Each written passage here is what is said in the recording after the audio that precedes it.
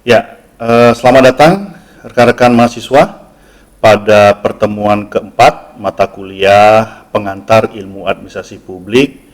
Dalam pertemuan kali ini kita membahas terkait dengan pengaruh ya, perkembangan administrasi publik ya.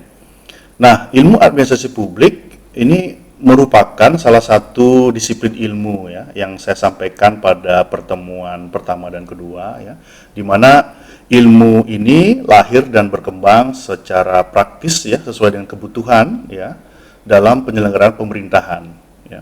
Nah, dalam pelayanan yang dilakukan kepada masyarakat, nah ilmu ini berkembang begitu ya. Nah, pada awal perkembangannya administrasi publik identik dengan birokrasi negara yang mungkin kaku ya, terlihat kaku, kemudian ada hierarkis di sana, kemudian berorientasi pada aturan formal ya sebagaimana digambarkan dalam konsep birokrasi yang dinyatakan oleh Max Weber ya, yang saya sampaikan sebelumnya gitu. Namun seiring dengan dinamika sosial, kemudian juga politik dan pengaruh ekonomi ya, administrasi publik terus mengalami transportasi ya, atau transportasi baik ya secara teori maupun prakteknya gitu. Nah, salah satu kekuatan utama dari perkembangan administrasi publik itu adalah sifatnya yang interdisipliner ya. Jadi interdisiplin ya terhadap ilmu-ilmu yang lain gitu ya.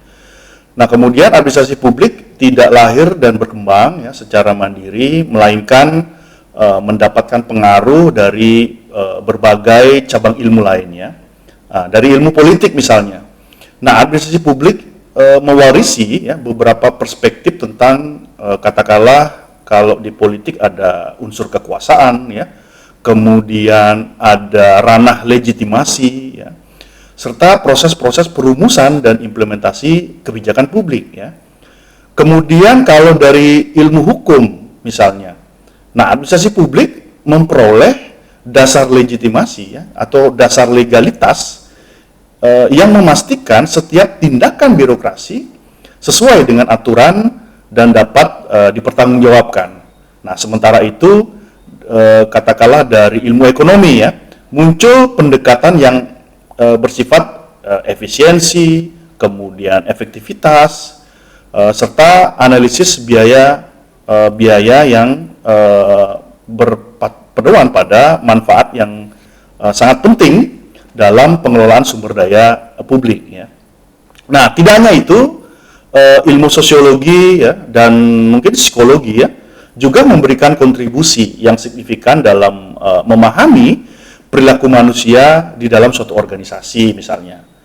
Nah, di mana konsep tentang motivasi ya, kepemimpinan, kemudian dinamika kelompok ya, hingga organisasi informal ini menambah warna dalam administrasi publik ya, yang mungkin sebelumnya hanya dianggap sebagai suatu mesin yang sifatnya rasional ya.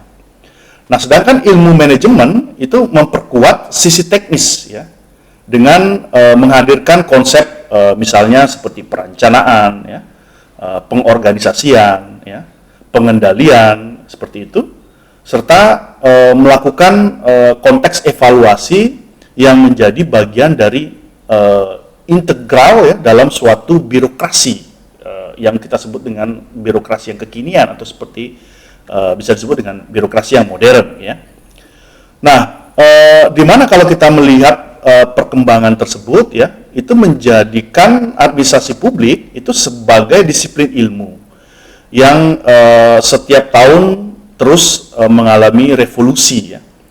Nah, pada abad ke-20 ya, lahir pendekatan yang saya sampaikan sebelumnya disebut dengan New Public Management atau disingkat dengan NPM ya, yang menekankan bahwasanya efisiensi, kemudian konteks kinerja yang baik oleh karyawan atau SDM, dan adopsi pelaksanaan praktek manajerial di wilayah atau di tahapan sektor swasta ke sektor publik, ini yang menjadi pendekatan yang disebut dengan New Public Management gitu ya.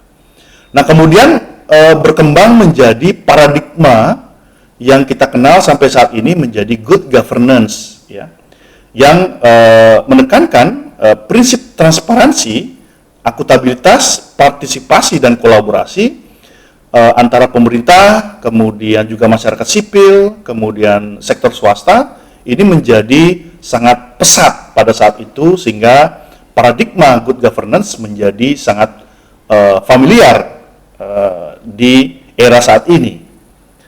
Nah, saat ini dengan adanya revolusi, apalagi kita dihadapkan pada teknologi digital ya, di mana administrasi publik memasuki era digital governance ya, dan smart governance untuk menuntut pemanfaatan teknologi informasi ya, dalam peningkatan kualitas layanan publik ya, serta memperluas akses partisipasi masyarakat. Jadi dengan adanya era digitalisasi seperti sekarang ya, masyarakat seharusnya lebih gampang mengakses layanan publik yang diberikan oleh pemerintah. Nah, dengan demikian perkembangan ilmu administrasi publik dapat kita pahami ya, dipahami sebagai perjalanan panjang dari sebuah disiplin ilmu ya, yang awalnya bersifat birokratis ya, dan mungkin pandangan kita sempit ya, itu menuju disiplin yang lebih kompleks. Kemudian juga bisa dikatakan sebagai disiplin yang lebih dinamis ya, dan lebih adaptif terhadap perubahan-perubahan era ya. Nah, kemudian administrasi publik tidak hanya berbicara ya tentang tata kelola birokrasi, tetapi juga bagaimana membangun interaksi yang lebih efektif antara pemerintah dengan masyarakat ya, dalam kerangka tata kelola pemerintahan yang baik. Kemudian kajian ya terhadap pengaruh berbagai disiplin ilmu tersebut ya, yang berkembang.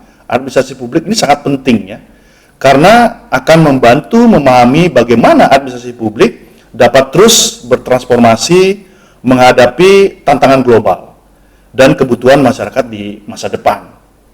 Nah, mari kita lanjutkan perkuliahan kita dengan membaca materi yang ada di bawah, kemudian menonton video yang saya berikan, kemudian kita melakukan diskusi pada kolom komentar diskusi. Selamat belajar dan semoga kita dalam keadaan sehat. Terima kasih.